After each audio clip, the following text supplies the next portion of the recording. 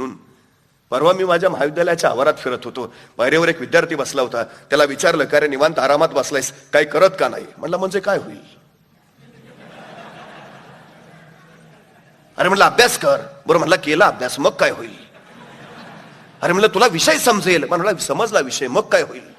अरे म्हणलं पेपर सोपा जाईल. बरं म्हणला गेला पेपर सोपा, मग काय होईल? अरे चांगले मार्क पडतील. बरं म्हणला पडले चांगले मार्क, मग काय होईल? अरे म्हटलं चांगला पास होशील. बरं म्हणला झालो चांगला पास, मग काय? अरे म्हटलं चांगली पदवी मिळेल. बरं म्हणला मिळाली चांगली पदवी, मग काय होईल? अरे म्हटलं चांगली नोकरी लागेल. बरं म्हणला लागली चांगली नोकरी, मग काय होईल? अरे म्हटलं चांगला पगार मिळेल. बरं म्हणला मिळाला चांगला पगार, मग काय होईल? अरे म्हटलं चांगले पैसे मिळतील. बरं म्हणला मिळाले चांगले पैसे, मग काय होईल? अरे म्हटलं त्या पैशाने तुला पाहिजे ते विकत घेता येईल. बरं म्हणला घेतलं विकत, मग काय होईल?